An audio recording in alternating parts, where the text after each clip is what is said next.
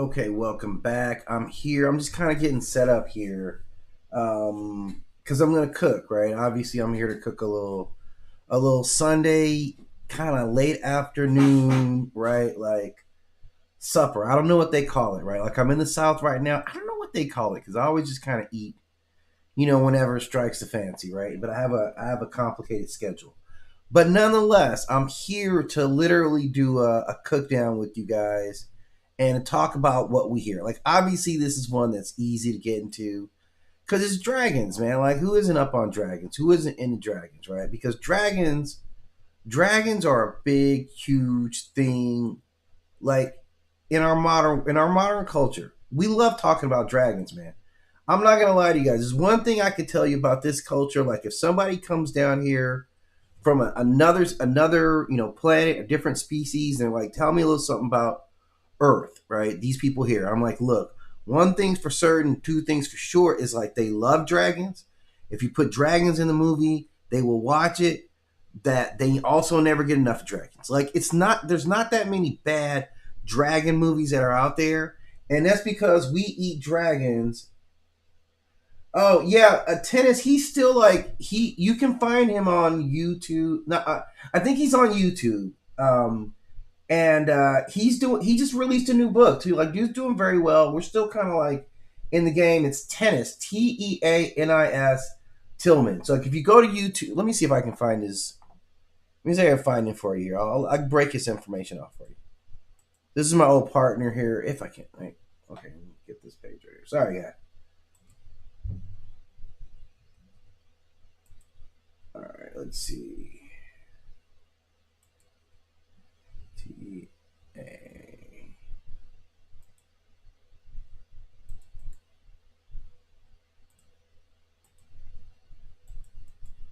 Okay, that's his info right there. Like, I think he just got a new book coming out. So yeah, definitely hit him up, man. It's a very like super intelligent dude, man. Super intelligent dude.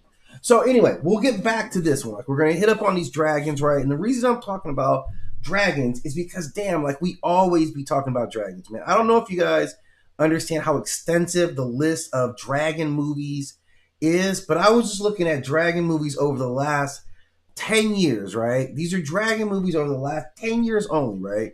We had Damsel in 2024. We had Dungeons and Dragons, Honor Among Thieves, 2023. That was great. Dragon Fury in 2021.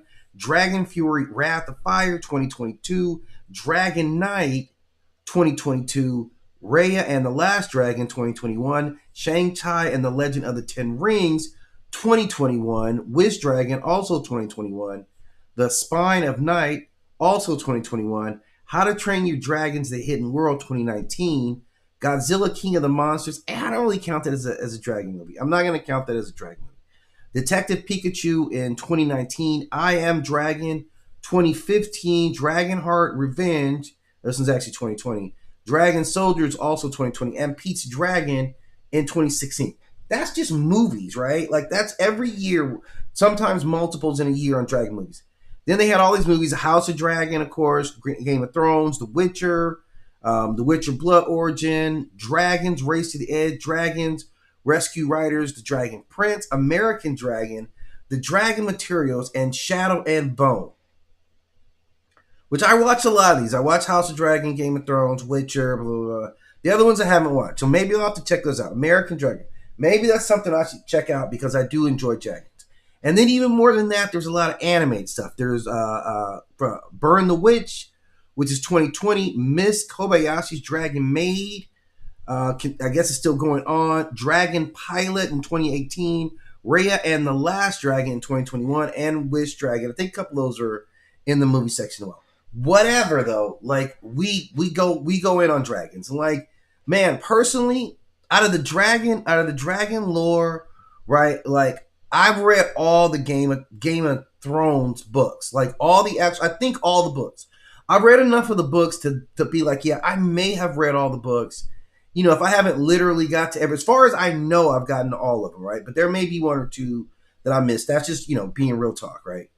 So I know dragons, and like the same thing. Like, I haven't read all the Dragonlance books, but I've read because it kept expanding, but I've read the core of all the Dragonlance, and I know I've read the core of Lord of the Rings. So each one of these dragons, like I kind of know a little bit about like what the world is like that you're in, like what the differences and nuances between these dragons, because they go, man, like they really go in some different places with this dragon, man. And I'm gonna tell you, I'm gonna say right now, I'm trying to see who is the worst dragon on here, man. Like, and I don't mean like worse as in you're the weakest.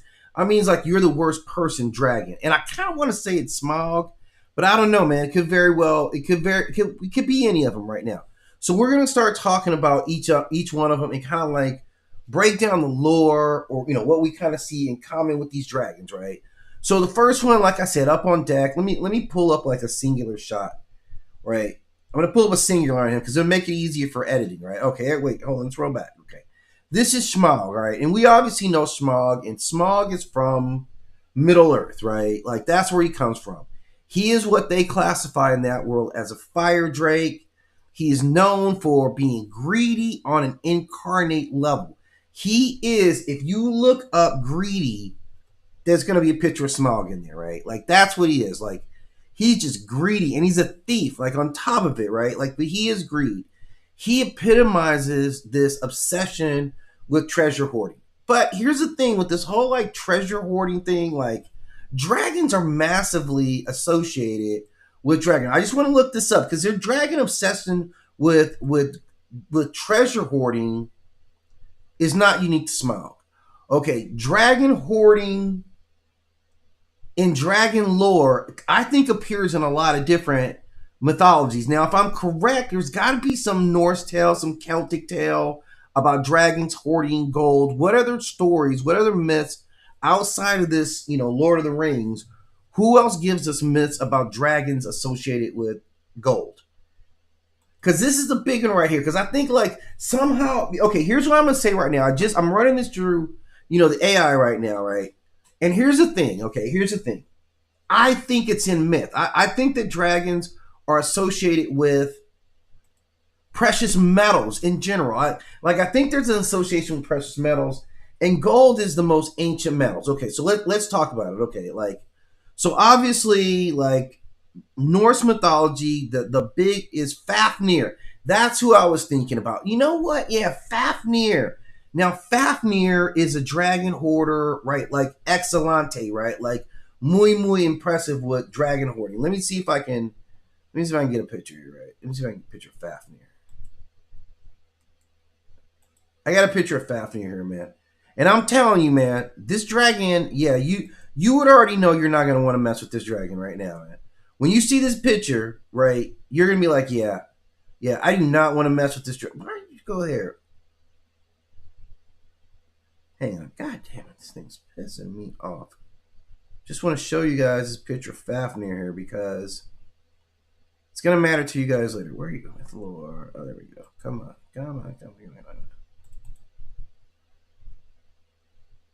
Where are you at? Yeah, this is it right here. Okay. This is Norse myth right here. Norse mythology, right? Like the Thor mythology. This is Norse mythology right here. And this is Fafnir, right? And Fafnir, man, this is the OG right here.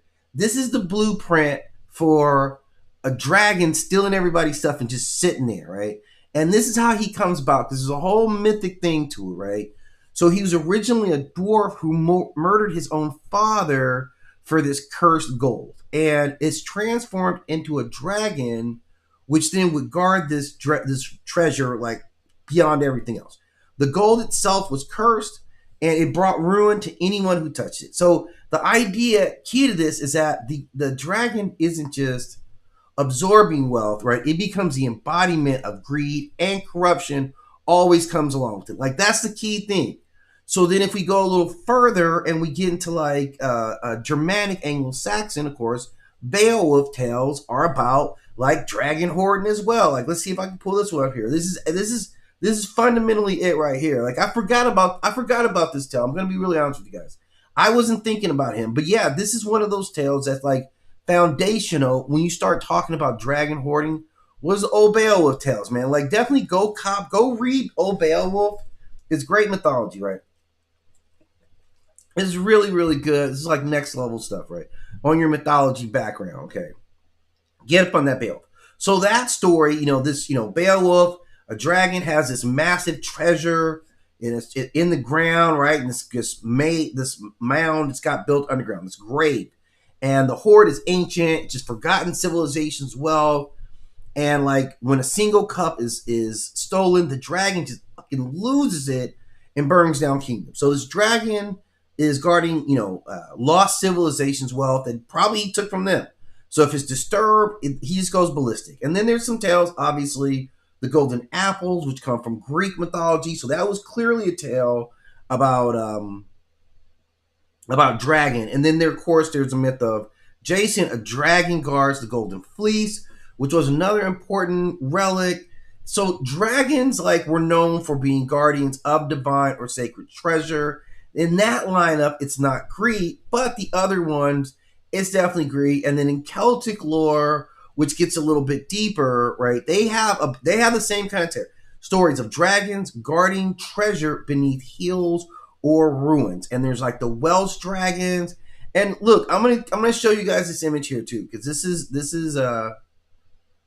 good for you guys to see here too. This is a Welsh dragon. And in that tale, they're also yeah, watch out for these dragons. But they got gold over there, right? They got dough. They got bread. That's the whole thing. These dragons are actually severely caked up, right?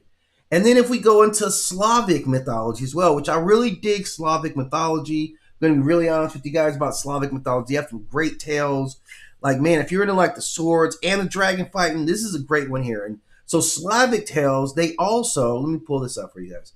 In Slavic tales, they also, hoard gold, right? And this is some beautiful imagery. Obviously, this is a modern image, a modern representation. But you could see this is a representation of Slavic mythology. So I'm if you're get up on your mythology, there's some incredible tales out there. There's some real good mythology books. I'll probably recommend a few books here in my list, right? So I'll give it up to you guys, right?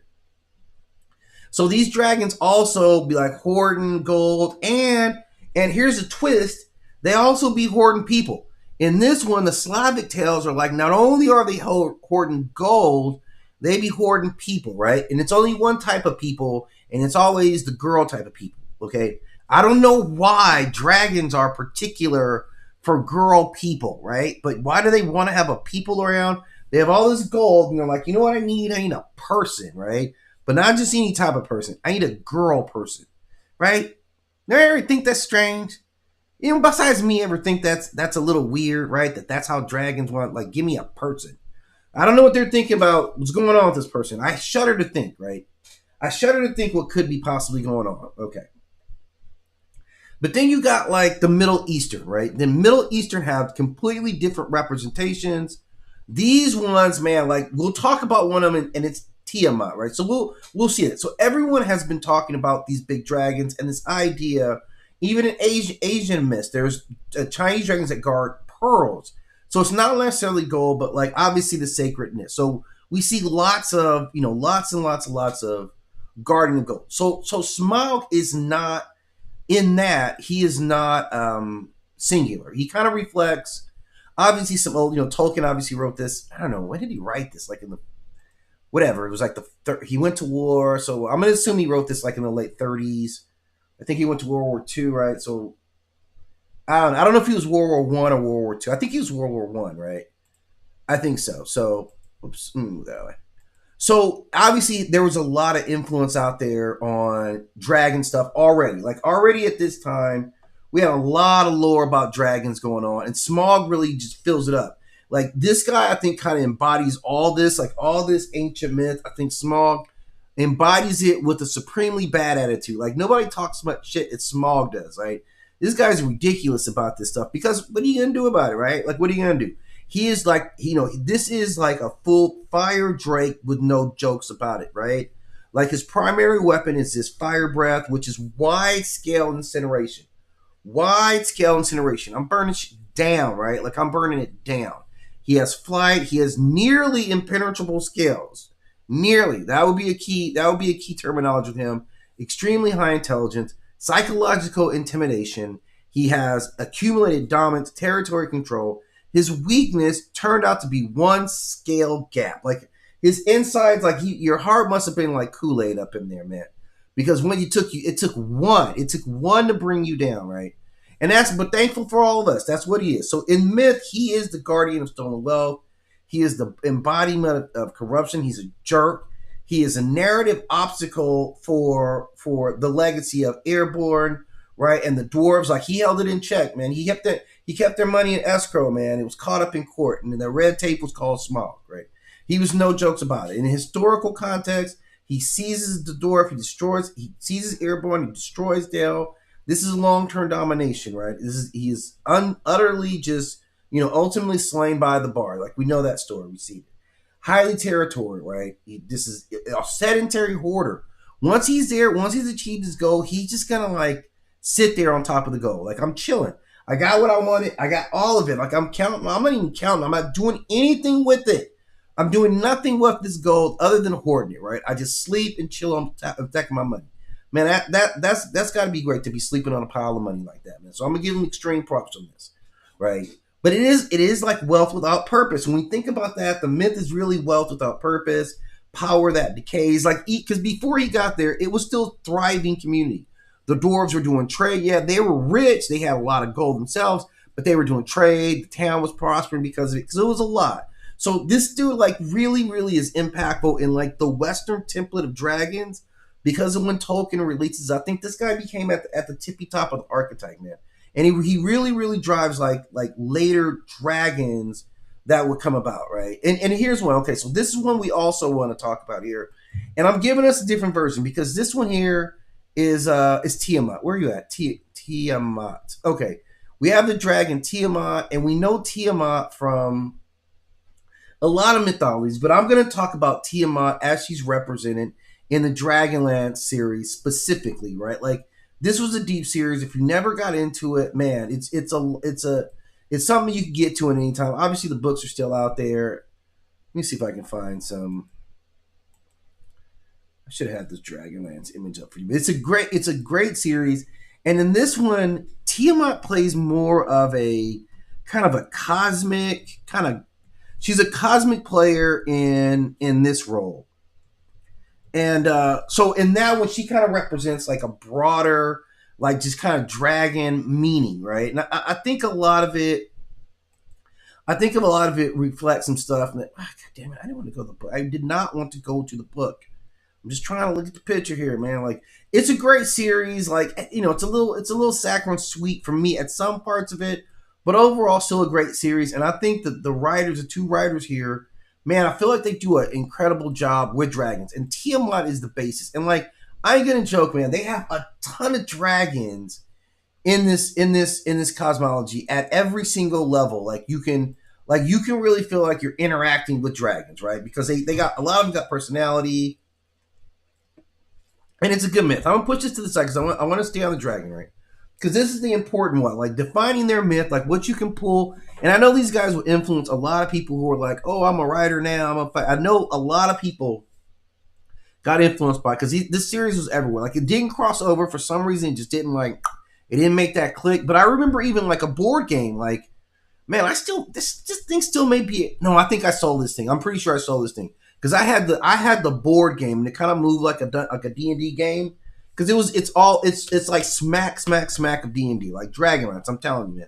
Like I said, man, it's there are parts where you could see, and I'm not saying this in a disrespectful way, but I'm like, well, I'm saying for it was it is. It's a good body work. There's parts that I don't like about it because they get a little bit like romantic writing, and I don't know whose fault that is. I'm simply saying that I love all the other parts of it, but that part for me.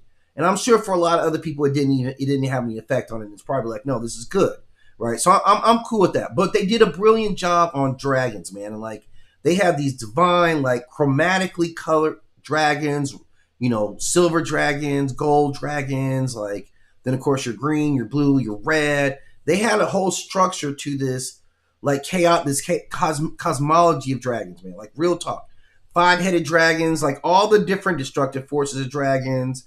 And these dragons, like what was cool about these dragons is they weren't just fire breathers, right? That's something that was very different, right? They had fire, they had lightning, they had acid, they had poison, they had cold, sometimes simultaneously deployable. They had some that were, they had flight, all of them. They could go to immense physical size. They had divine resilience. They had fear auras. They had spell. A lot of them were brilliant spellcasters. They had multi-perspective awareness, like 5 consciousness streams in the Tiamat form. So this is very powerful. They are bound by one divine ruler and the constraints of the planet. So it requires a lot in their cosmology for cosmic dragons to move, which kind of makes sense under the context of what it is that they're doing, right? So her role in this, Tiamat's role in this, is like she's the supreme force of antagonism, right? She is the problem. She's the embodiment of organized evil dragons. She is the central axis of conflict between the evil dragons and the good ones. And yes, there are evil dragons and good ones. And yes, they go at it like savagely, man. They really, really get after it. So she's not just a threat. She is literally an entire system of dragon tripping, like all centered around Tiamat. This is essentially what it is. She emerges, like, this is what's cool about this series, man. Let me see if I can find this picture, because this is actually, what do they call her? Tachesis? I got to, because they actually give her a bodily form. I think this is it here. Oh, this is it. They actually give her she gets a humanized form. Tiamat does, and so she comes down to this planet, which is Kryn, and she is this goddess. So you see like the representation, but this is supposed to be like how she's embodied on this plane as Tachesis, as this like dragon mother. So they get pretty real about it, like in the representation. I feel like it's a really, really deep dragon representation, man. Like I really got down with it, right? And then she has her own like dragons, and they have various levels of intelligence based on what kind of dragon it is, because there's variety. They do different things. The cold ones, I believe, are the dumbest ones. I don't know how that happened. The red ones are they felt like they're more warriors. The blue ones, I know, shot lightning. Like the snow ones, like the ice ones, obviously was kind of freeze breath. And like greens could be different. But like, and they were like, in terms of like this cosmic dragon, though, very strategically manipulative, like very, very manipulating different parts, setting forth armies on Earth, right? Empowering through her like her clerics. So also the other part of the series is that they really build deep like clerics and religious systems all around this stuff, right? So you can imagine this. So at the center of this though is Tiamat in this representation, right? So this pulls hard on like kind of the classic like D&D type of Tiamat, like literally in the old Dungeons and Dragons, right? Dungeons and Dragons 80s, right? Let me pull this up.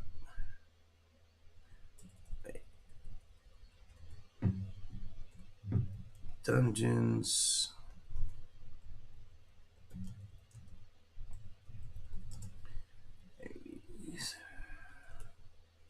Man, I cannot type. Okay. During this series, yeah, this is a good one, man. Like, wow. Back in the day, right? This is back in the day for me. This is really back in the day. So I'm pulling one deep, man. I'm going deep in the crates on this one for you guys right here. This is deep in the crates. Like this is also Tiamat during the same period of time. So this is the Dungeons and Dragons series. So you can see Tiamat is deep in like, for my generation, this was deep in the streets as far as how dragons were depicted. So it's Tiamat in that series. So I'm sure, like, I think they may have even been, I don't know if they're the same company that was putting that, like TSR or whatever it is. Some like Dungeons and Dragons, like one company that put out like 90% of the stuff. So they kind of kept it very much like, on par with what we saw in the mythology. So this is Tiamat. So this is another representation. And so this dragon right here is already more powerful than any other dragons that we'll talk about, because this is a cosmic level mover, right? And she has an entire army of humans and dragons, like very powerful dragon beings to do her fight. But she's a cosmic level being. So she's way out there in terms of overpower. She is like structure herself. This is a world ending type of dragon. This is a world altering type of dragon power that she represents. So it's a whole different thing. Like that's absolutely where she is. Okay. This is true divinity right here, right? And then we get to like the last one on the list, right? Like another one who's a beast. And this, of course, is Drogon, and this is Drogon from A Song of Fire and Ice, or AKA Game of Thrones, right? And this is a bonded fire dragon. This is a beast, man. This is a real tank. Like, this is a weaponized evolution of a dragon. Like, let's be really honest. No frills, no thrills. Living power. Bonded to a human, specifically, in this case, Daenerys Targaryen. He is primarily a weapon. He has extreme, intense fire projection, wide-scale destruction, flight, rapid growth. This guy's still growing. Battlefield dominance, high durability, adaptive combat instincts, like extreme predator in this regard. Like, this is a biological, like, mystical line. He's amplified by emotions, symbolic, bond with the rider.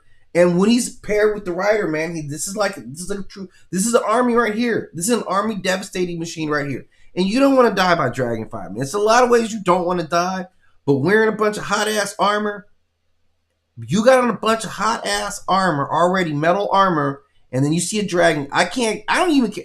Even when I die, if I get burnt up, he burns on my flesh. That's one thing. I don't want to be melted and fused with this armor in the last moments of my life. Like, however long it takes to die from that, I don't want to be trapped in armor, because I can't even pretend like it's going to be over, right? Like, you know what I'm saying? Like, I'm going to survive. If I'm melted in armor, it's just agony all the way through, right?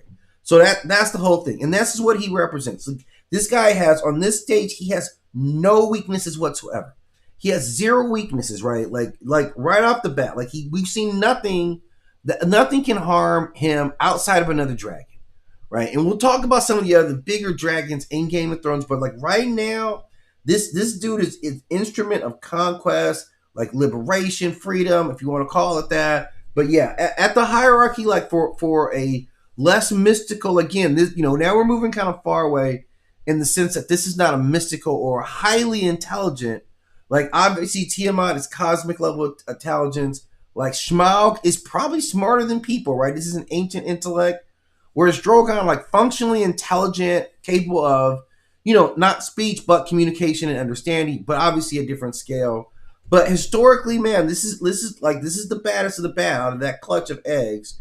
And we've seen it. Devastating armies, like we saw what he did at King's Landing. They just destroyed a city, man. Like, highly aggressive in combat, highly protective towards bonding humans, somewhat independent, and their instincts will take over. They're never fully under your control. They're not territorial in the hoarding sense, but if they're in an area, they're gonna protect that area fiercely, right? These guys are like, this is power reborn. Culturally, like, this defines the Game of Thrones almost in the biggest way possible. It sets the tone for what Game of Thrones is. You get an idea of what the people were dealing with. You get an idea of, like, damn, when you see that bad boy, I remember when I saw, man, I was like watching it. And Jamie and, like, my man, I didn't want my man Braun to get burnt up like that, right? But I was like, oh, man, you guys better get out of the way. And they did not get out of the way. And it was bad business all the way around, man. So, like, that's what we're really looking at when we're talking about this kind of dragon. And the only other thing we can see to bring this dragon down is another dragon. That's it. So the power scales is like, Tiamat is his cosmic thing. Smaug, of course, is his power that sits.